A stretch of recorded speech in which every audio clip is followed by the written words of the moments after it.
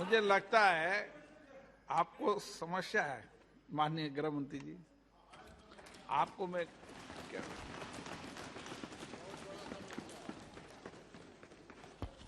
सभापति महोदय, इस सदन में आज विषय पर और विषयांतर पर दोनों प्रकार की चर्चाएं हुई है।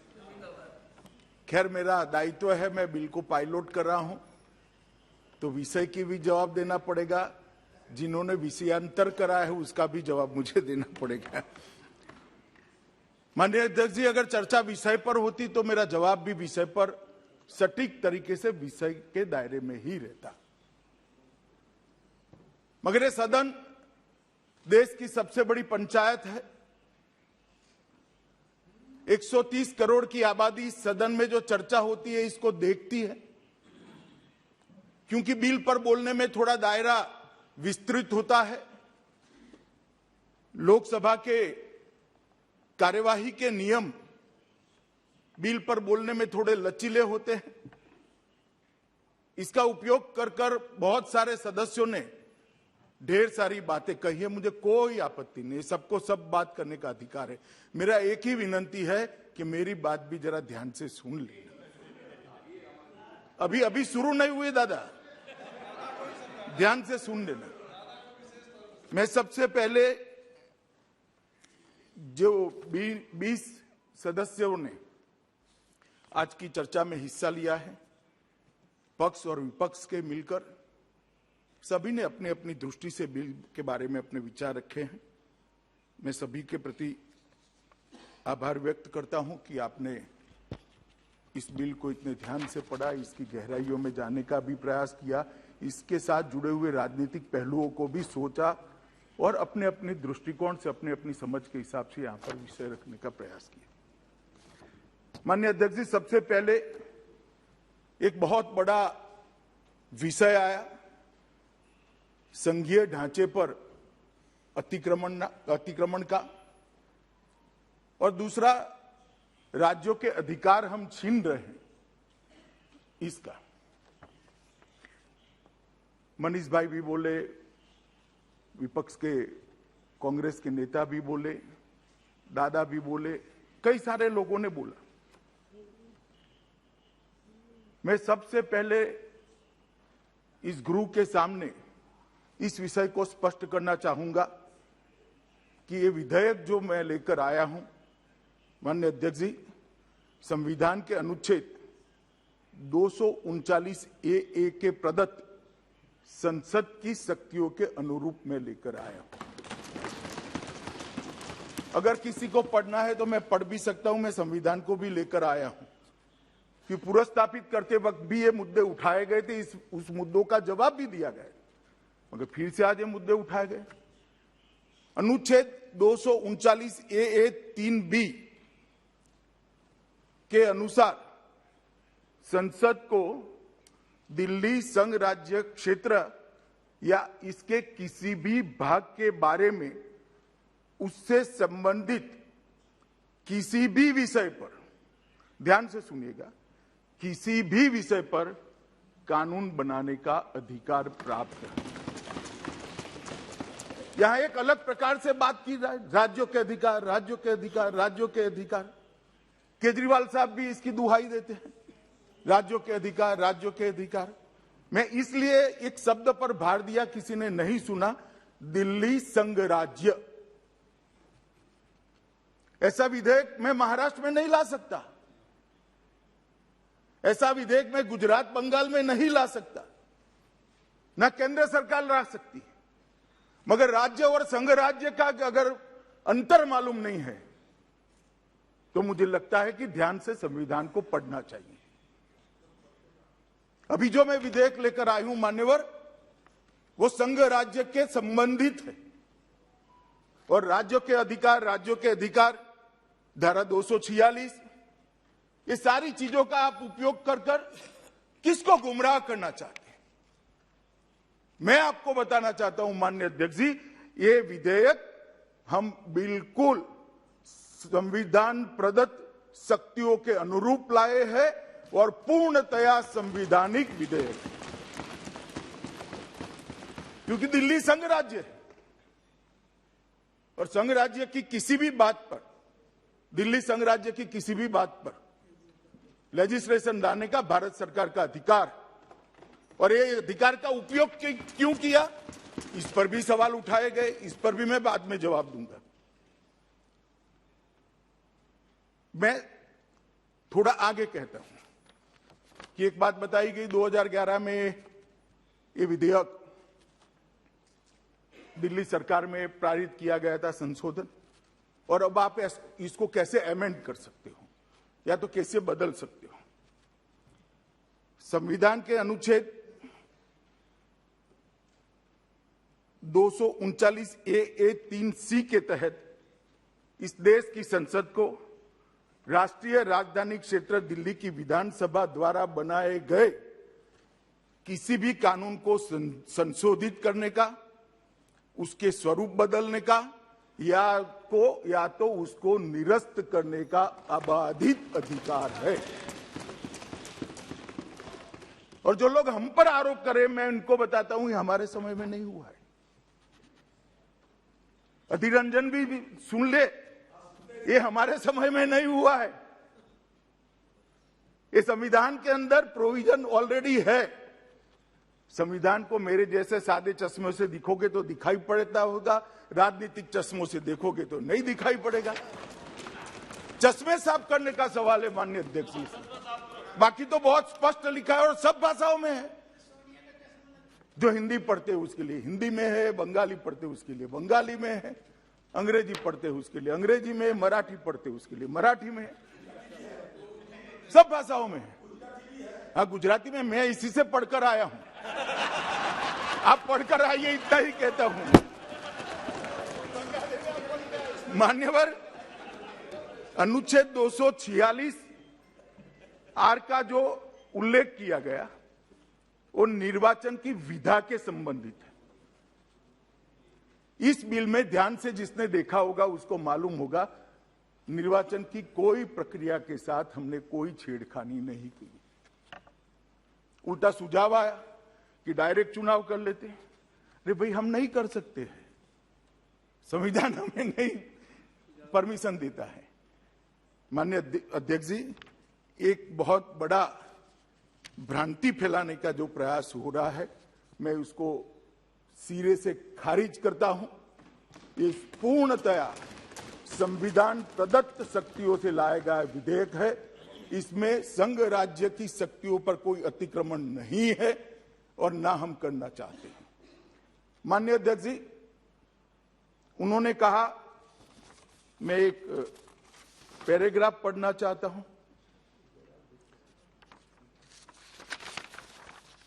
कि एक जस्टिफिकेशन था कि भाई राज्य करे।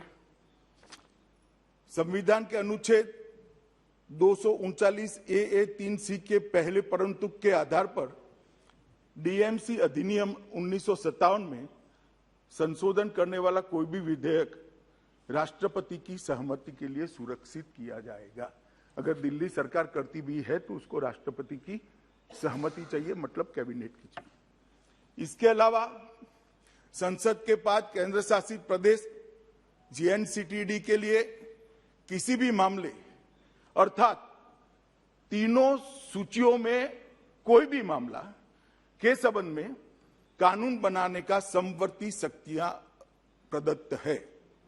इसके अलावा अनुच्छेद 239A3C के दूसरे प्रावधान के तहत भले ही संशोधन अधिनियम को सहमति दी है, संसद किसी भी समय एक ही समान मामले के संबंध में कोई भी कानून बना सकती है, जिसमें कानून में संशोधन करना, अलग अलग करना, निरसन करना सब शामिल है, जो राज्यसभा की विधानसभा के द्वारा ही बनाएगा।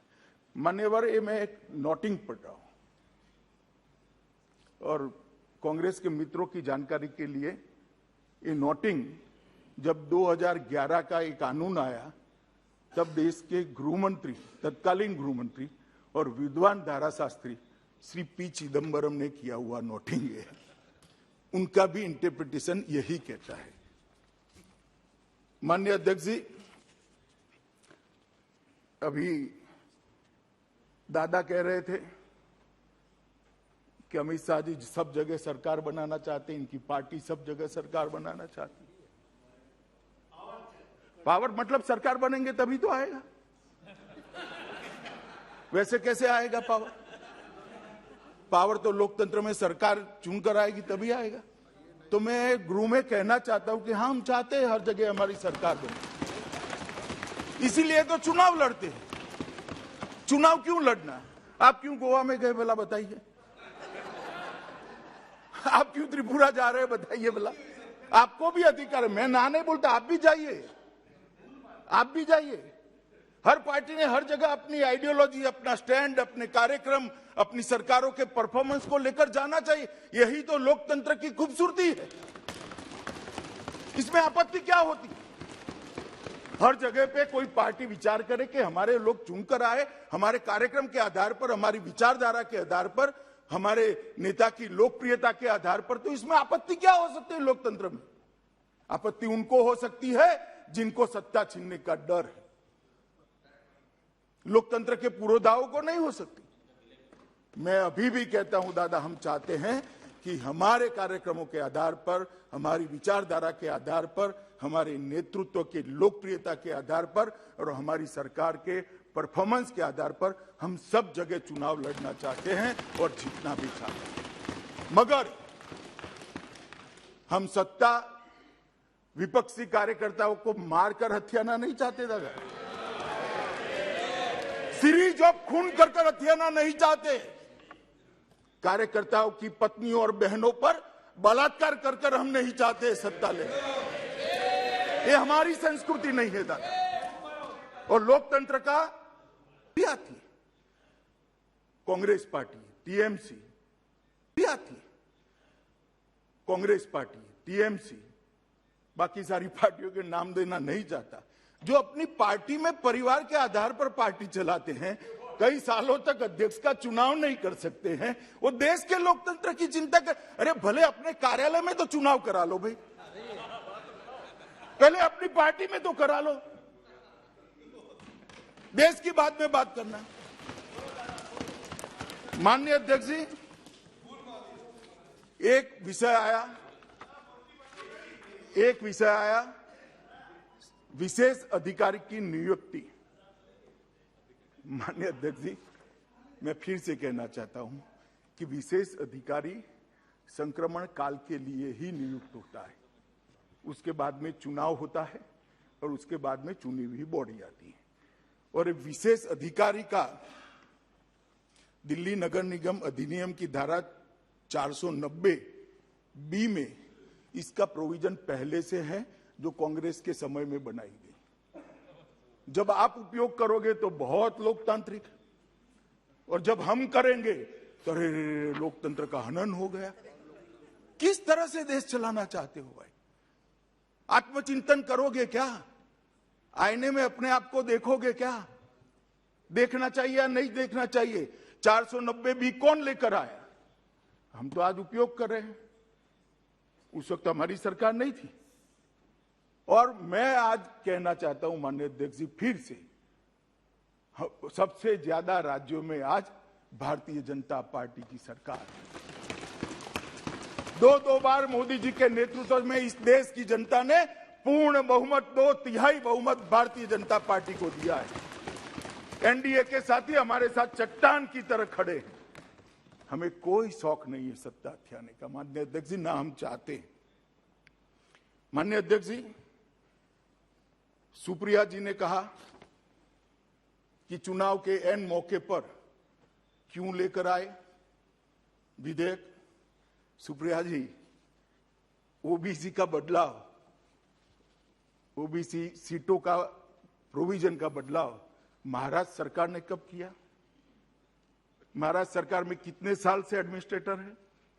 कितने कॉरपोरेशन में एडमिनिस्ट्रेटर है? क्यों चुनाव वहां नहीं होते हैं? और करना चाहते थे तो पहले क्यों नहीं किया? मैं भी पूछ सकता हूं।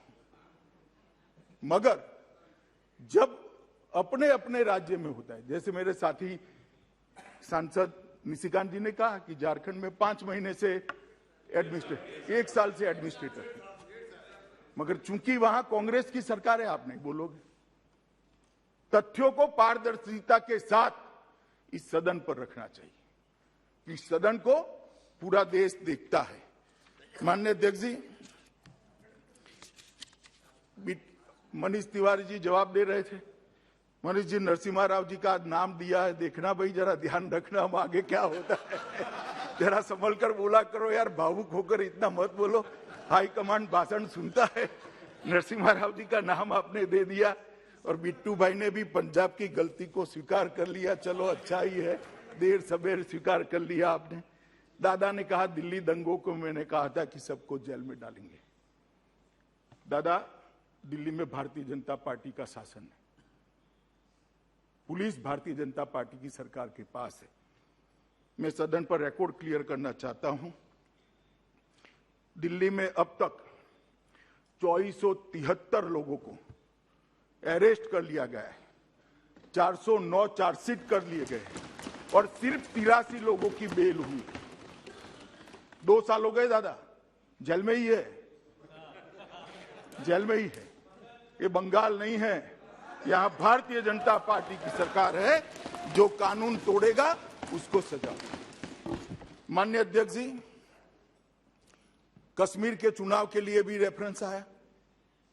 मेरा भाषण सदन के रिकॉर्ड पर है, कोई भी उठाकर देख सकता है, फिर से सुन सकता है, यूट्यूब पर भी है, आप भी उपलब्ध करा सकते हो। माननीय अध्यक्ष जी, मैंने स्पष्ट कहा था कि पहले पंचायत के चुनाव होंगे, उसके बाद में डिलिमिटेशन होगा, उसके बाद में चुनाव होंगे और उसके बाद में पूर्ण राज्य का स्टेटस हम वापस देंगे।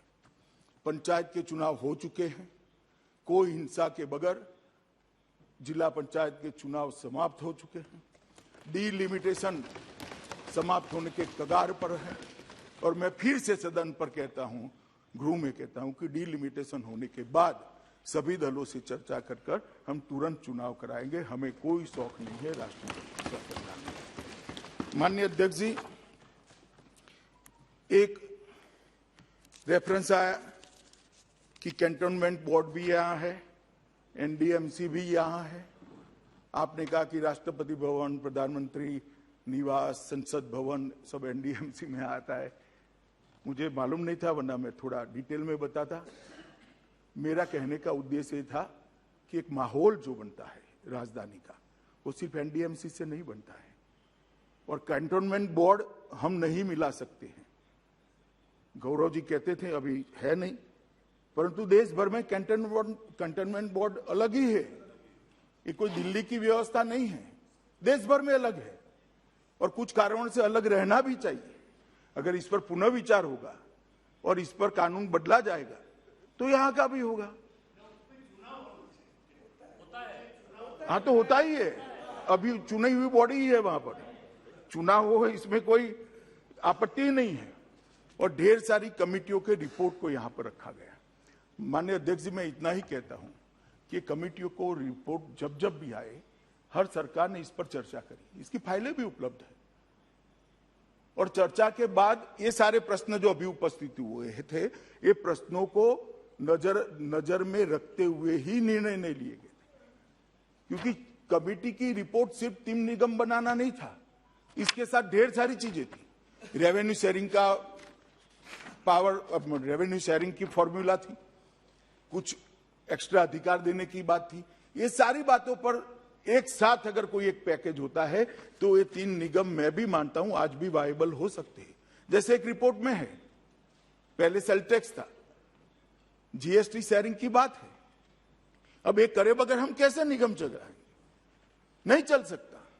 और देख लिया कर 10 साल तक देखा है। और जिन लोगों ने कहा कि भाई पहले क्यों डिलिमिटेशन नहीं करा, काफी सांसदों ने, 3 सांसदों ने कहा, मैं इनको बताता हूं कि एकीकरण करने के पहले डिलिमिटेशन हो ही नहीं सकता। नया यूनिट बनता है, उसके बाद में सीटों का बंटवारा होता है, वार्डों का बंटवारा होता है। डिलिमिटेशन करेंगे तो किस अधिकार के तहत करेंगे? क्योंकि निगम तो 3 अलग है। जब तीनों निगम एक होंगे, एक निगम होगा, उसके बाद ही डिलिमिटेशन हो सकता। और इतनी सारी चीज पर इतनी शंका करने की जरूरत क्या है भाई? देश के बहुत बड़े हिस्से पर भारतीय जनता पार्टी का शासन है, बहुत बड़े हिस्से पर है। और ये दिल्ली की 2 करोड़ की आबादी के म्युनिसिपल कॉर्पोरेशन, वहां पर भी हमारे निगम जाएंगे, आप पार्टी के नहीं जाएंगे। हमारे निगम की जब तिथि समाप्त हो जाएगी तब हमारे निगम चले जाएंगे, हमारे काउंसिलर घर पर बैठेंगे और एडमिनिस्ट्रेटर आएगा, स्पेशल ऑफिसर आएगा। सीटों का सवाल उठाया गया। दादा कहते थे कि सीटें 250 बहुत ज्यादा है। दादा मैं तो 272 से 250 कर रहा हूं, 250 बढ़ाई नहीं है, जो ज्यादा थी नहीं, मगर ज्यादा थी इसको कम कराए। पहले समझिए, कम कर रहा हूं, आप समझे ही नहीं हो बिल्कुल। मुंबई के अंदर वार्डों की संख्या 227 है। अब 2 करोड़ की आबादी वहां है, यहां पर आबादी इतनी है, हमने 250 करी है। क्या ज्यादा कर लिया? थोड़ी आबादी मुंबई से ज्यादा ही है, और आपके यहां भी 227 वार्ड है। तो सीटों की संख्या पर भी शंका करना। कहते हैं कि सीट का आंकड़ा कहां से लाए? चलो भाई, मैं मान लेता हूं कहां से लाए, मैं बताता हूं कहां से लाया। मगर 2011 में 272 कहां से लाए? ज्योतिषी को पूछकर लाए थे क्या? वो ऐसे ही एक्ट में आया था।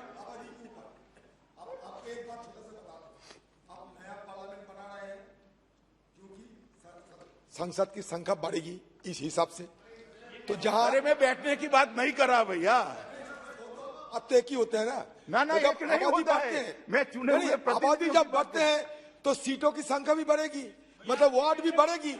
272 से वो ज्यादा होना चाहिए। अरे बैठिए बैठिए अधीर रंजन जी, बैठिए 2 मिनट बैठ। आप नहीं, मैं आपको और ज्यादा समझाता हूं जिससे आप समझ पाओ। मैं कर रहा हूं कि आपने सवाल उठाया, विपक्ष के कुछ मित्रों ने, कि 272 की संख्या, 250 की संख्या कैसे तय की? तो मेरा इतना ही पूछना है, 272 कैसे तय की थी? इतनी ही बात मैं करता हूं भाई। वो ठीक है, मगर 3 में भी 272 सदस्य नहीं थे उस वक्त 272 नहीं थे। आंकड़ा कैसे आया? ऐसे ही अनुमान से आता है, कोई आंकड़ा तो रखना पड़ेगा। परंतु हमने ऐसा किया है कि एक आइडियल एक्ट भेजा गया है, उसमें 225 की संख्या है। अगर 2 करोड़ से नीचे आबादी है, यहाँ 2 करोड़ से ज्यादा ही है, इसलिए हमने 250 लिया है। मैं जस्टिफिकेशन आपको बता देता हूं।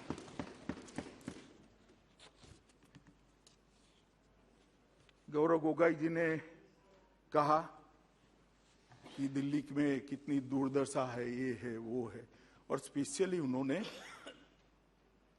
यहां पर कोरोना का जिक्र किया कि दिल्ली में कोरोना था तब क्या हुआ, ये हुआ वो हुआ। मुझे मालूम नहीं है गोगोई साहब कहां रहते थे उस वक्त, यहां थे या आसाम में थे, अपने क्षेत्र में थे या दिल्ली में रहते थे, उनको मालूम नहीं है। मोदी जी के नेतृत्व में इस देश में कोरोना के खिलाफ जो लड़ाई लड़ी गई है, इसमें इसकी पूरी दुनिया भूरी भूरी प्रशंसा है। 130 करोड़ की आबादी को टीका लगाना, सबको अपने मोबाइल पर इसका सर्टिफिकेट मिल जाना, 2 टीका लगने के बाद कंप्लीट वैक्सीनेशन का सर्टिफिकेट मिल जाना, 9 दिन के अंदर ऑक्सीजन के उत्पादन को 12 गुना बढ़ाना, दुनिया भर से क्रायोजेनिक टैंकर लाकर उसको हवाई जहाज और स्पेशल ट्रेन से हर देश के कोने में भेजना और लाखों लोगों की जान बचाना।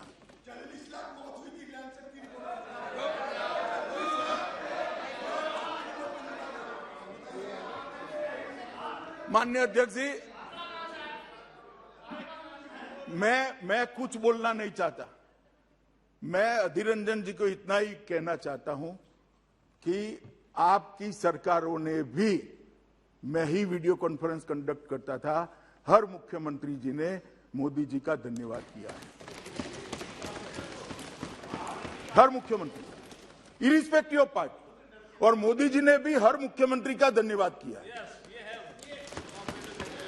दानिश जी, डर आपके जहन में हो सकता है, सबके जहन में नहीं हो सकता है। सब कुछ डर कर नहीं होता है, म्यूचुअल अंडरस्टैंडिंग भी होती है, और प्रयासों को, विरोधियों के प्रयासों को, राजनीतिक विरोधियों के प्रयासों को भी सराहने की स्पिरिट भी होती है।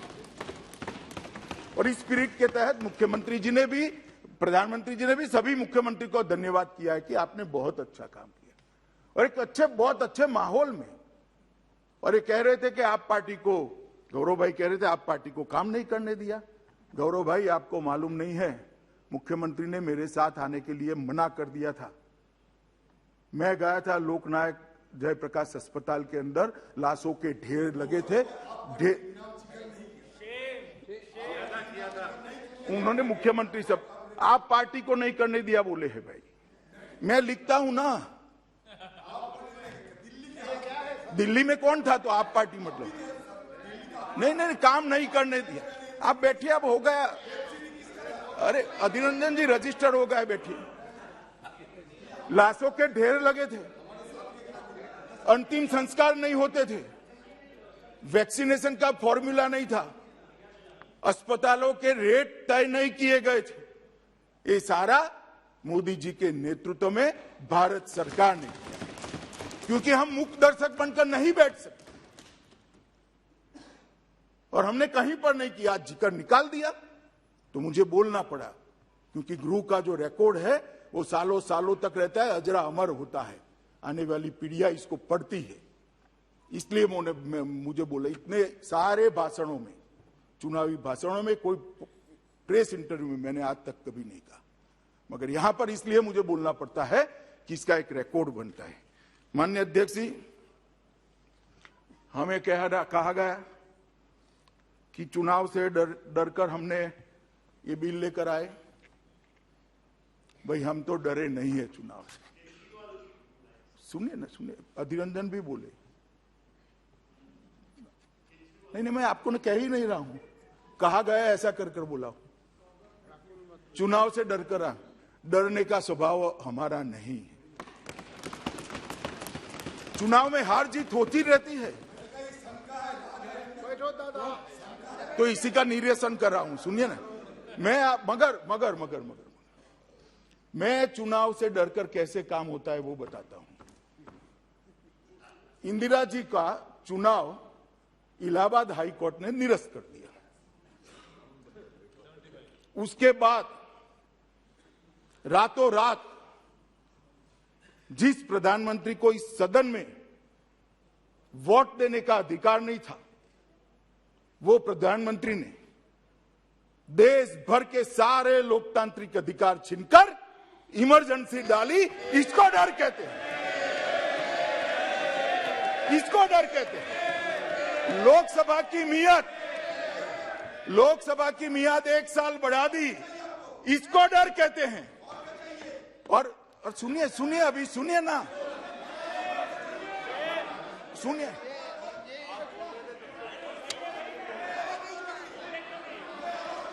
माननीय अध्यक्ष जी, इमरजेंसी डर कर लाई गई थी। सारे लोकतांत्रिक पार्टियों के नेताओं को, लाखों लोगों को डरकर जेल की सलाखों के पीछे डाल दिया गया था। सारे अखबारों के एडिटोरियल यहां से तय होते थे। आकाशवाणी पर एक प्रसिद्ध गायक की आवाज को बैन कर दिया गया था। ड्यूएट गाने भी सिंगल आवाज में आते थे। इसको डर कहते हैं। और क्या होगा मैं बताता हूं। जो लोग कह रहे हैं ना कि डर चुनाव के कारण डर से ये टाला गया है, वो डरते हैं। तो 6 महीने बाद चुनाव होगा, क्यों डर है भाई? जनता ही करेगी। अगर जीतने का विश्वास है तो अभी क्यों चुनाव चाहिए? मैं देता हूं बाद में क्यों किया इसका जवाब भी। अगर जीतने का विश्वास है तो क्यों अभी ही चुनाव चाहिए? अच्छे काम किए तो 6 महीने बाद भी चुनाव जीत सकते हो। डर इसको कहते हैं कि अभी चुनाव करा लो, आनंद फानंद में जीत जाए। मगर माननीय अध्यक्ष जी, मैं कहने आया हूं कि अगर किसी को डरना है तो किसको डरना है? ये 5 राज्यों के चुनाव का हवाला देकर कहते हैं कि परिणामों से भारतीय जनता पार्टी डर गई और आप पार्टी से डर गई। उत्तर प्रदेश में आप पार्टी 349 सीटों पर चुनाव लड़ी, सभी पर जमानत जब्त। उत्तराखंड में 70 सीटों पर चुनाव लड़ी, 68 सीटों पर जमानत जब्त। गोवा में 39 सीटों पर चुनाव लड़ी, 35 सीटों पर जमानत जब्त। पंजाब में अच्छा परफॉर्म करा, मणिपुर गए नहीं। हम किससे डरे भाई? मैंने सुना था, आपका भी बताता हूं, बैठो बैठो बैठो, कांग्रेस का भी बताता हूं।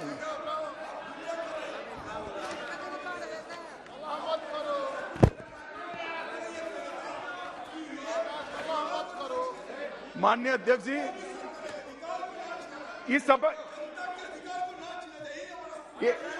इस विषय पर भी मैं आता हूं भाई।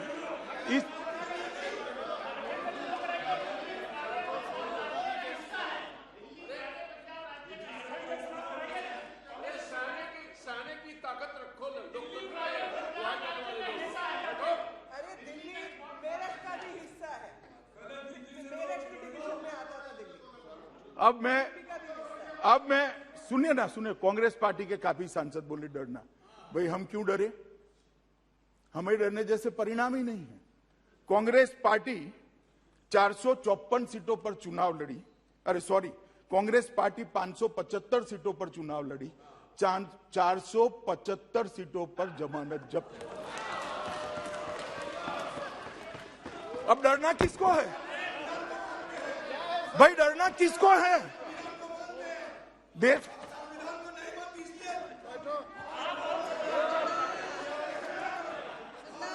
माननीय अध्यक्ष जी, भारतीय जनता पार्टी के कोई कार्यकर्ता को डरने की जरूरत नहीं है।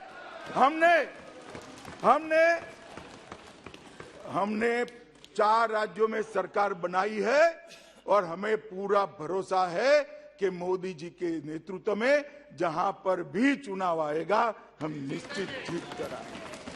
हमें कोई डरने की जरूरत नहीं। और भाई मैं आपको बताना चाहता हूं, हम तो जब 2 थे तब भी नहीं डरते थे, अब तो 302 है। और यहां से उस वक्त तंज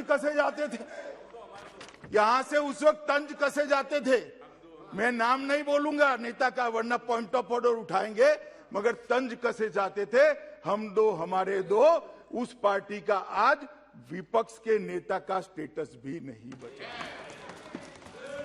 हम नहीं डरते। चुनाव से डरना क्या हार जीत होती रहती है? जनता का फैसला है, हमने स्पिरिट है। मैंने यही कहा। आप ट्रांसलेशन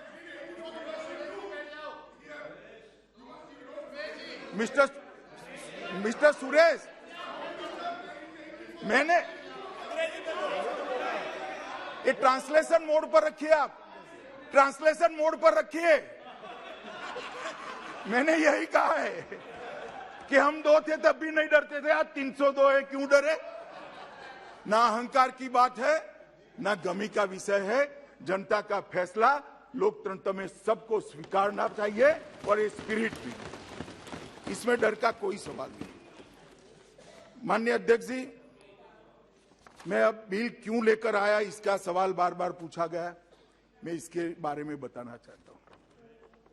माननीय अध्यक्ष जी, ये 3 निगम एक निगम को 3 निगम में बांटने के बाद बहुत अच्छे स्पिरिट से शायद किया गया होगा। उस वक्त दोनों सरकारें एक ही पार्टी की थी, मगर उसके बाद यहां शासन बदला। 5वें दिल्ली के वित्त आयोग ने तीन नगर निगमों को पांचवें वित्त आयोग ने 40,561 करोड़ रुपया, दादा सुनिए काम में, 40,561 करोड़ रुपया पांचवें वित्त आयोग में, दिल्ली के वित्त आयोग ने देने के लिए अनुशंसा की थी। दिल्ली सरकार ने 7,000 करोड़ से कम दिया। मैं फिर से रिपीट करता हूं, 40,561 करोड़ रुपया वित्त आयोग की सिफारिश थी कि तीनों नगर निगमों को आबादी के प्रोरेटा में दिया जाए सिविक सर्विस अपग्रेडेशन के लिए। स्टेट में दिल्ली के वित्त आयोग की बात करें, उसमें से 7,000 करोड़ से कम दिया। अब कहते हैं कि निगम नहीं चलते, हमारे सांसदों ने बताया, फिर भी निगम ने उनसे ज्यादा अच्छा काम किया है। अस्पताल भी ज्यादा बनाए, स्कूल भी ज्यादा बनाए, मगर ये घाटा कैसे भरा जाए। और मैं यह बात बताना चाहता हूं कि निगम इतने बनने के बाद आज जो घाटा है वो 11,000 करोड़ का है, और 32,000 करोड़ नहीं दिया गया। अगर ये 32,000 करोड़ देते तो 11,000 करोड़ का घाटा भी न होता और 20,000 करोड़ सरप्लस होता, लोगों के काम होते। किसकी जिम्मेदारी है? किसकी जिम्मेदारी? इसके बारे में कोई नहीं बोलेगा। इसीलिए मैं कहता हूं, राजनीतिक से ऊपर उठकर इसको सोचना चाहिए, विचारना चाहिए। 40,000 करोड़ के सामने 7,000 करोड़ से कम दिया, 33,000 करोड़ कम दिया, फिर भी नगर निगम के तीनों मेयरों को मैं शाबाशी देना चाहता हूं कि सिर्फ 11,000 करोड़ रुपए का घाटा है। अगर पूरा दे देते तो 33,000 करोड़ में से 11,000 करोड़ निकाल दे, 22,000 करोड़ रुपया दिल्ली की जनता की सुखाकारी के लिए हमें और मिलता। इसके बाद भी माननीय अध्यक्ष, इसके डिटेल में जाने जैसा है। पांचवें वित्त आयोग की सिफारिश की बात छोड़िए, इसके बाद राजधानी क्षेत्र दिल्ली सरकार ने महत्वपूर्ण अनुशंसाएं जो नगर निगम ने कर भेजी, ऋण माफी, शिक्षा क्षेत्र व्यय की पूर्ण प्रतिपूर्ति, स्वच्छता पर व्यय के लिए वित्त पोषण, जो दादा कह रहे थे सीवरेज का, बकाया ऋणों पर ब्याज दर को दिल्ली सरकार कम करे, एक भी सिफारिश नहीं मानी, एक पैसा ज्यादा नहीं दिया। धन की कमी की वजह से निगमों ने अपने राजस्व को ठीक करने के लिए कई दरखास्तें भेजी दिल्ली सरकार को, परंतु इसको या तो अस्वीकार कर दिया गया या तो लंबित कर दिया गया। आज तक एक का भी जवाब नहीं दिया है। उसमें से कुछ मैं कहना चाहता हूं यहां पर, जैसे व्यवसायिक कर के संबंध में वर्ष 2020 में, मार्च 2020 में एक दरखास्त भेजी, आज हम मार्च 2022 में, मालूम नहीं कहां है, पंजाब से शायद आ गए हैं, अब करे तो करे। इस प्रकार से एक बार की पार्किंग प्रभारों को बढ़ाने के लिए हमने दरखास्त भेजी, कोई जवाब नहीं, रिजेक्ट कर दिया। एसडीएमसी के स्थानांतर शुल्क के संशोधन के लिए भी प्रस्ताव भेजा, आज तक लंबित है। विभिन्न परियोजनाओं के कार्यान्वयन के लिए बॉन्ड लेने के लिए, जिसकी आरबीआई की परमिशन थी, हमें वित्तीय समावेशन के हिसाब से परमिटेड मात्रा में ऋण करने की परमिशन थी, बॉन्ड लेने के लिए हमने दिल्ली सरकार का परमिशन मांगा, बॉन्ड लेने के लिए परमिशन हमारा नगर निगमों का रिजेक्ट कर दिया गया। और अनुमोदित बजट जो होता है राज्य सरकार का, उसमें भी कटौती कर दी। अब मैं ये कहना चाहता हूं कि नगर निगम कैसे चलेंगे माननीय अध्यक्ष, किस प्रकार से चलेंगे? क्या चाहते हैं कि दिल्ली की जनता त्राहिमाम हो जाए और भारतीय जनता पार्टी के खिलाफ हो जाए? जो ऐसा सोचते हैं उनको मैं कहना चाहता हूं, सत्य को कभी कोई ढक कर नहीं रख सकता। हजारों सूर्य की तरह दीप्यमान होकर बाहर आता है। झूठ लंबा नहीं चलता, झूठ के पैर नहीं होते, टिक नहीं पाएगा झूठ।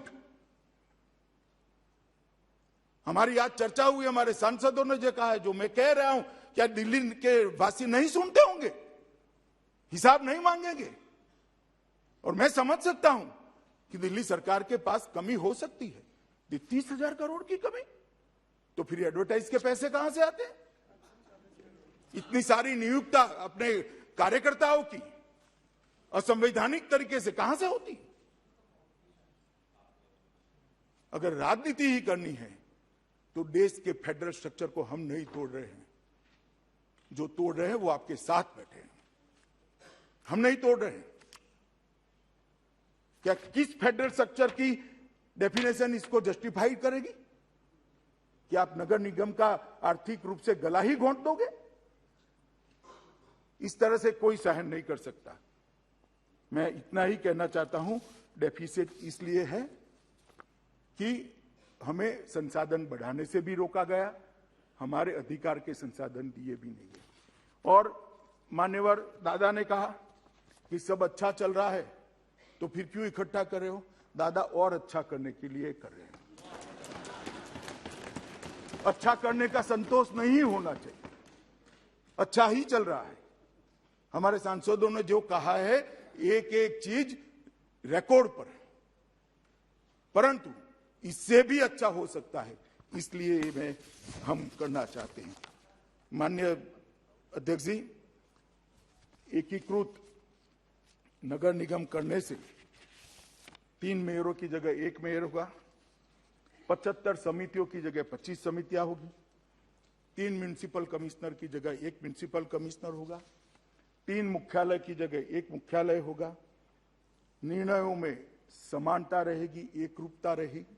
एक ही शहर में 2 प्रकार के कर के स्ट्रक्चर नहीं रहेंगे, वित्तीय स्थिति भी अच्छी रहेगी और लगभग 150 करोड़ का खर्च सालाना इससे कम होगा। माननीय अध्यक्ष जी, मैं आज इतना ही कहना चाहता हूं कि भारत सरकार मुख प्रेक्षक बनकर नहीं रह सकती। दिल्ली देश की राजधानी है, देश की राजधानी की नगर निगम से यहां की सिविक सेवाओं के कारण पूरी विश्व भर में देश की छवि बनती है। अगर इतनी ओछी राजनीति दिल्ली राजधानी क्षेत्र के अंदर हो रही है तो हमें इंटरवीन करना ही चाहिए। न करते तो गलत था, इसलिए किया और उचित समय पर किया, क्योंकि 5 साल निगम के थे, समय समाप्त होगा तब तो एकीकरण करेंगे। चुने हुए प्रतिनिधियों का अधिकार कैसे ले लेंगे? नहीं ले सकते। और सवाल उठाया जा रहा है परिणामों के बाद, पहले इसलिए नहीं किया था भाई, 3 महीना पहले के कहते कि चुनाव को प्रभावित करने के लिए किया, आप पार्टी को दबाने के लिए किया। हमने चुनाव की राह देखी, अब इसमें भी आपको अच्छा नहीं लगा, हम क्या कर सकते हैं? और मैं अभी भी कहना चाहता हूं, सारे सांसद बहुत स्टडीड सांसद है, सबको कहना चाहता हूं कि जब भी बिल पर कोई आपके मन में, अधीर रंजन जी ने कहा हमें शंका है, एक फोन उठाकर अधीर रंजन जी मेरे साथ बात कर देते, मैं तो निरसन कर देता शंका का। इतने बड़े फ्लोर में आप ऐसा क्यों बोले भी? मुझे भी फोन कर लेते।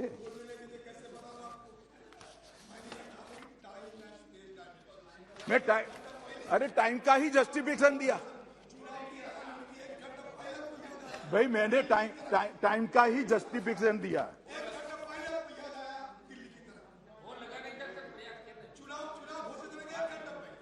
अरे भाई, ये वो प्रेस कॉन्फ्रेंस ही ये घोषणा करने की थी, आप उसको चुनाव की समझ बैठे। ये वो प्रेस कॉन्फ्रेंस ही ये घोषणा करने की थी।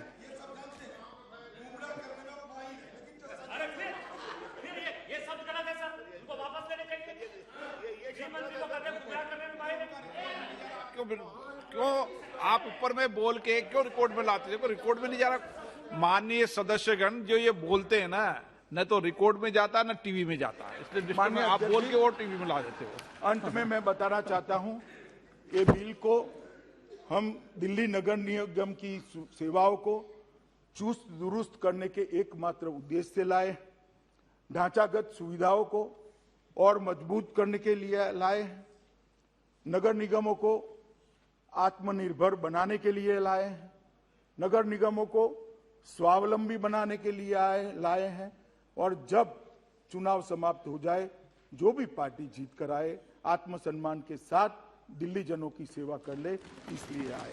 अतः मैं सभी लोगों को निवेदन करूंगा कि पक्षापक्षी से ऊपर उठकर इस बिल को सर्वानुमत से आप लोग सहयोग दीजिए, ऐसा मेरा आप सभी से निवेदन है। प्रश्न है कि विधेयक पर विचार किया जाए। जो सदस्य इसके पक्ष में हाँ कहें,